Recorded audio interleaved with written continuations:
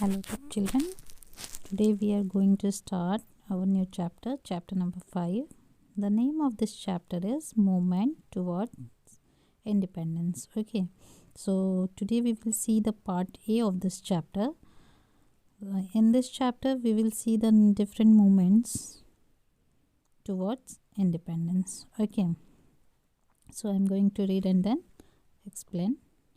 The period from 1920 to 1947 is considered as Gandhian age and the Gandhian movement of struggle for independence.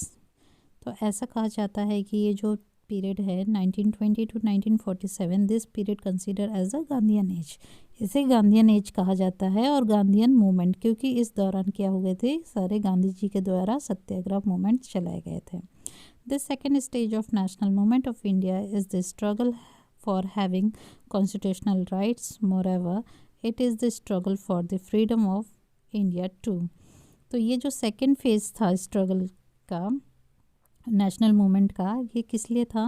This is for the constitutional right, कि मतलब जो संवैधानिक जो हक था, अधिकार था, उसके लिए और साथ ही साथ आज़ादी के लिए. This struggle pass through a stream of events and there was a uniform effect of it. और ये स्ट्रगल जो है, मतलब देखा गया स्ट्रीम ऑफ इवेंट्स, इसमें कई मतलब ऐसे इवेंट्स देखे गए जिसमें लोग एक साथ हुए, मतलब इसका असर एक साथ देखने को मिला. So we shall observe the effect in this chapter.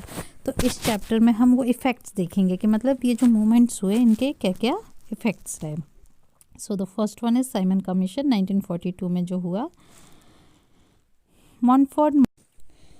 Montagu-Chelmsford 1919 amendment declared that a commission should be sent to India after 10 years to examine the effect and operation of the constitutional reform and to suggest more reforms for India. But 2 years later government appointed Simon Commission. अभी ये जो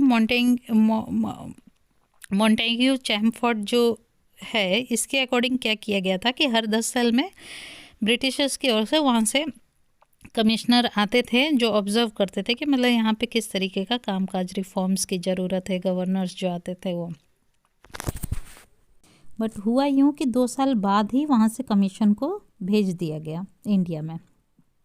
this commission consisted of sir John Simon and 7 other members. अब ये जो commission आई थी, इसमें जो head थे वो सर जॉन साइमन थे और 7 और मेंबर्स थे इनकी टीम में. All them were member of the British parliament. अब जो ये 7 के 7 मेंबर थे, उनके साथ वो सभी के सभी कौन थे? ब्रिटिश पीपल थे. There was not a single Indian as a member. उसमें कोई भी एक भारत का नहीं था. Indians recommended inclusion of Indian member in the commission so as to understand the problem and pain of Indian society, but British rejected this recommendation. Indians ने ऐसा recommend किया कि मतलब यहाँ पर इंडियन मेंबर्स भी होना चाहिए था, ताकि वो लोग हमारी फीलिंग्स को, हमारी बातों को और हमारा जो पेन है, हमारा जो दर्द है वो समझ पाए. इंडियन सोसाइटी का जो पेन है, भारत के लोगों का जो पेन है वो समझ सके. बट ब्रिटिश गवर्नमेंट ने इस रिकमेंडेशन को क्या किया? रिजेक्ट कर दिया.